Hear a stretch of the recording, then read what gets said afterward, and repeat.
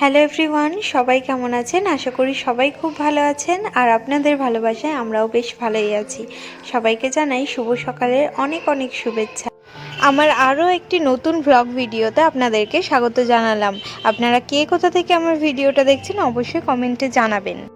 সকালবেলা ঘুম থেকে উঠেই বাইরের সমস্ত কাজবাজ সেরেই চলে এসেছি রান্নাঘরে চা বসাতে। সকালবেলায় চা না খেলে যেন দিনটাই শুরু হয় না। আমার মতো চা প্রেমী মানুষ কে কে আছেন অবশ্যই জানাবেন কমেন্টে।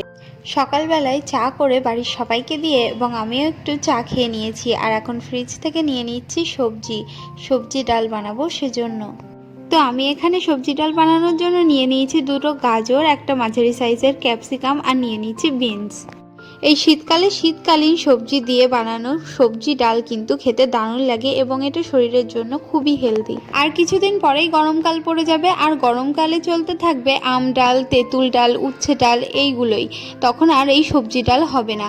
চাইলেই করা যায়, বাজারে এই সবজিগুলো অ্যাভেলেবেল থাকে, কিন্তু কি বলতো, সময়ের জিনিস সময়েই ভালো লাগে। তো সবজি ডাল অনেকেই অনেক রকমভাবে বানায়, আমি যেভাবে বানাই সেটাই তোমাদের সঙ্গে শেয়ার করার চেষ্টা করলাম। অনেকে অনেক রকমভাবে এই সবজি ডাল রান্না করে থাকে, কিন্তু আমি খুব সাধারণভাবে ঘরোয়াভাবে দেখানোর চেষ্টা করলাম। সাধারণত আমি বাড়িতে এইভাবেই সবজি ডাল বানাই। তো কড়াইতে আমি তেল দিয়েছিলাম বেশ কিছুটা পরিমাণে একটু বেশি দিতে হবে, কেননা সবজিগুলোকে ছাঁকা তেলে ভেজে নেব। গ্যাসের ফ্লেমটাকে আমি মিডিয়াম টু লো ফ্লেমে রেখে হালকা ব্রাউন করে ভেজে তুলে নেব। আর ওদিকে প্রেশার কুকারে সিদ্ধ করতে দিয়েছিলাম মটর ডাল, তো সেটাই আমি এখন ঢেলে নিচ্ছি। এর মধ্যে এখন দিয়ে দিচ্ছি পরিমাণ মতো হলুদ গুঁড়ো আর পরিমাণ মতো দিয়ে দেব লবণ। আমি যখন প্রেশার কুকারে মটর ডালটা সিদ্ধ করতে দিয়েছিলাম, মটর ডাল ধুয়ে দিয়েছিলাম, তার মধ্যে জল দিয়েছিলাম আর একটু সামান্য পরিমাণে ভেঙে দারচিনির টুকরো ফেলে দিয়েছিলাম। তাতে কি হয়, মটর ডালের স্মেলটা খুব সুন্দর আসে। আর মটর ডালটা নামিয়ে নেওয়ার পর দিয়েছি লবণ হলুদ, আগে থেকে কিন্তু দিইনি। তো যাই হোক, আমি সবজিগুলোকে ভেজে তুলে নিয়েছি। আর সবজি ভাজার পরে এক্সট্রা তেল কাটিয়ে নিয়ে এখন পরিমাণ মতো তেলের মধ্যে ফোড়নের জন্য দিয়ে দিয়েছি গোটা জিরে আর 4টে মতো শুকনো লঙ্কা। সামান্য পরিমাণে আদা গ্রেট করে রেখেছিলাম, এখন সেটাই দিয়ে দেব।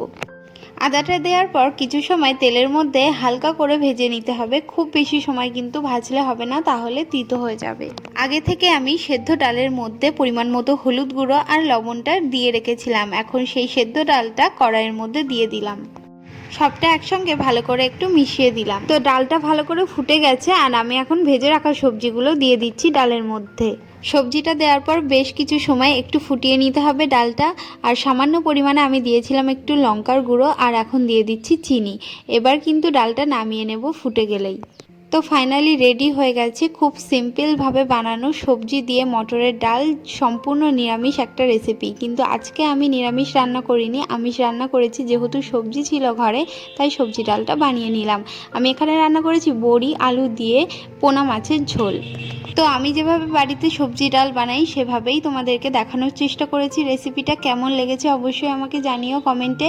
আর দেখো, আমি বাইরে চলে এসেছি, মা ঝুড়ি করে কুল রোদ্দুরে দিয়েছে। কুলের মুখগুলো দেখো ফাটিয়ে দিয়েছে, যাতে ভালোভাবে কুলগুলো শুকিয়ে রাখা যায়। আর এই শুকিয়ে রাখলে কুলগুলো বেশ কিছুদিন কিন্তু সংরক্ষণ করে রেখে দেওয়া যাবে।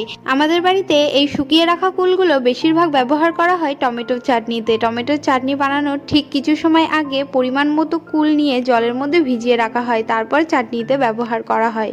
তো আমার এদিকে রান্না বান্না সংসারের কাজ বাজ সব প্রায় কমপ্লিট হয়ে গেছে, আর মা এদিকে বারান্দাটা ঝাঁট দিচ্ছে, আর আমি চলে এসেছি এখন ঘরে। তো ছেলের খাওয়া দাওয়া সবই কমপ্লিট হয়ে গেছে। ওর বাবা একটা ক্যান্ডি এনে দিয়েছিল, সেই ক্যান্ডিটাকেই জলে ডুবিয়ে ডুবিয়ে খাচ্ছে দেখো। আজকের ব্লগটি আমি এখানেই শেষ করছি। ভিডিওটা কেমন লাগলো অবশ্যই আমাকে কমেন্টে জানাবেন। আবারও দেখা হবে অন্য কোনো ব্লগ ভিডিওর সঙ্গে। তত সময় সবাই খুব ভালো থাকবেন, সুস্থ থাকবেন। আর যদি ভিডিওটা ভালো লাগে একটা শেয়ার করে দেবেন।